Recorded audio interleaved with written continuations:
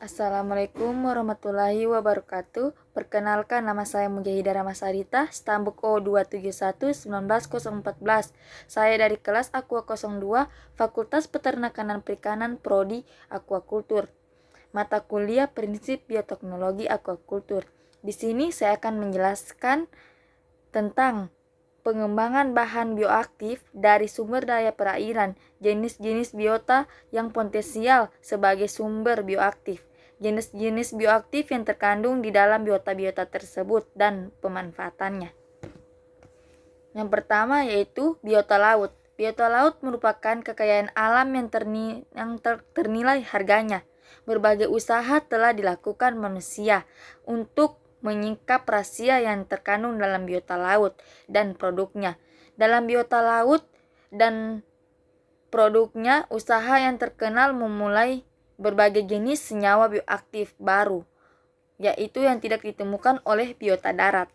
Manusia telah memanfaatkan berbagai jenis tumbuhan sebagai bahan baku obat jenis zaman purbakala. Walaupun senyawa-senyawa tersebut terkandung di dalam tidak diketahui secara pasti, tetapi semakin bertambahnya jumlah penduduk, permintaan jenis obat tersebut baru untuk mengulangi berbagai jenis penyakit yang meringankan. Selanjutnya, kelompok senyawa bioaktif dari laut berdasarkan jenis organisme, penyebab penyakit, dan prospek pemanfaatannya dalam usaha penanganan berbagai jenis penyakit. Di sini saya akan jelaskan. Yang pertama, penemuan senyawa bioaktif yang ada di laut memiliki potensial sebagai sumber bahan baku obat telah memberikan harapan baru untuk penanganan, telah memberikan harapan jenis penyakit yang ada di sekitar manusia itu ditemukan obatnya. Di sini saya akan menjelaskan jenis organisme penyakit dan pemasannya senyawa-senyawa yang berasal dari laut, yaitu yang pertama, senyawa-senyawa untuk infeksi akibat jamur.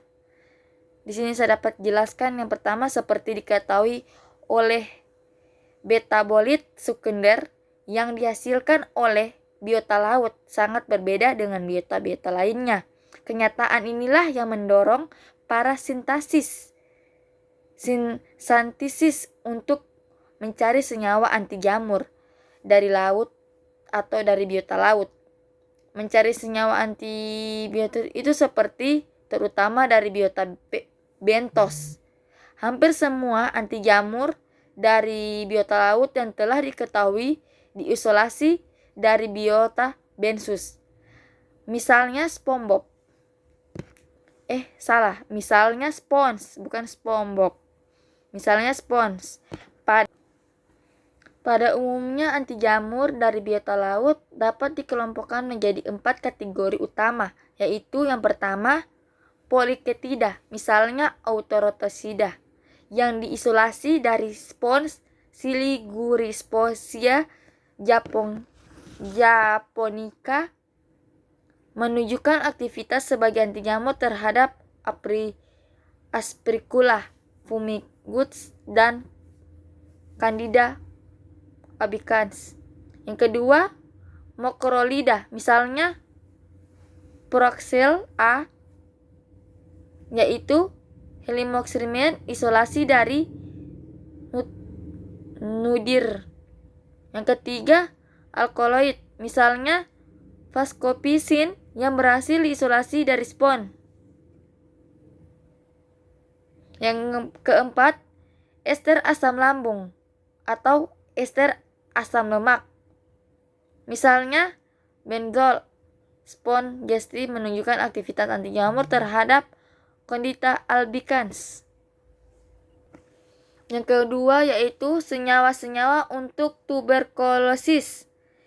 Yang saya dapat jelaskan yaitu beberapa senyawa utama yang digunakan untuk penanganan tuberkulosis, diantaranya 8+ atau plus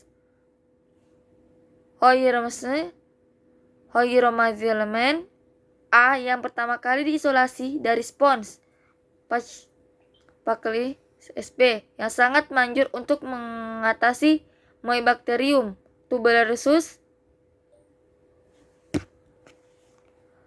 Erkoriene merupakan senyawa yang diisolasi dari gornonin. Pesokeri Elbes terbukti mampu menghambat pertumbuhan M. tuberculosis. SP sangat efektif digunakan untuk mengatasi parasit Netamoda. Senyawa lainnya yaitu Gaudin A, magnesium salt. Yang ketiga yaitu senyawa-senyawa untuk parasit helmintik. Nematode merupakan salah satu masalah kesehatan yang selalu mendapatkan perhatian serius karena dapat berjangkit pada manusia dan hewan.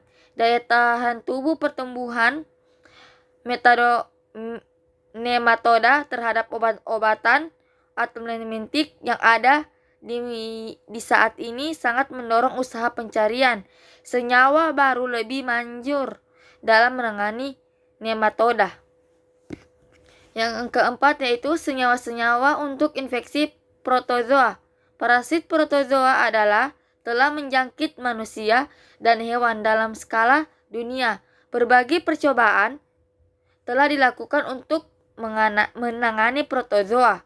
Senyawa-senyawa produk alam laut yang menunjukkan sifat-sifat protozoa, misalnya peroksida yang dihasilkan oleh spons. Plakortis telah terbukti memiliki aktivitas terhadap protozoa. Leishmania mexicana yang menyebabkan penyakit kustoner, ulcer, dan infeksi yang ada di sekitar. Yang keempat yaitu senyawa-senyawa untuk penyakit bakteri. Sampai saat ini kebanyakan antibiotik yang telah digunakan dalam menangani infeksi ini akibat bakteri merupakan senyawa yang berasal dari mikroba tanah. Namun penggunaan antibiotik tersebut untuk jangka panjang saat ini ternyata menyebabkan khasiatnya semakin berkurang karena bahannya terjadi pada saat resistensi terhadap antibiotik itu sendiri. Senyawa dari biota laut tersebut yang menunjukkan efek bioaktif terhadap bakteri antibakteri. Yang kelima yaitu senyawa-senyawa untuk infeksi virus. Nukleosida RA adalah suatu senyawa semisintetik yang berasal dari ara abesyl nukleosida yang merupakan hasil pemurnian spons chlorpromid yang sangat erat kaitannya dengan azidotimin. Yang keenam yaitu senyawa-senyawa untuk penyakit kronis. Penyakit kronis merupakan masalah medis yang sering dialami oleh pasien berkaitan dengan penemuan senyawa-senyawa bioaktif dari biota laut, maka penanganan penyakit tersebut diakibatkan masih kurang mendapat perhatian. Namun demikian, tercatat beberapa senyawa bioaktif yang cenderung dalam uji klinis, misalnya psikotida dan AM33. Kedua senyawa tersebut merupakan senyawa dari mukloska. Yang kedelapan yaitu senyawa-senyawa untuk penyakit kanker. Sampai dengan saat ini, jenis senyawa anti kanker yang berbeda sedang dalam berbagai tahap uji klinis, yaitu LA-F389 asam amino yang diisolasi dari spons GSP-CF klori, yaitu asam amino yang diisolasi oleh spons. Yang kedelapan yaitu senyawa-senyawa untuk inflamasi. Beberapa jenis senyawa dari antiinflamasi yang sedang dalam tahap uji klinis, misalnya IPL 576092, yaitu steroid yang diisolasi dari spons Peterosia conti. Nah, sekian itu saja video dari saya. Jika ada kesalahan kata saya mohon maaf. Wassalamualaikum warahmatullahi wabarakatuh.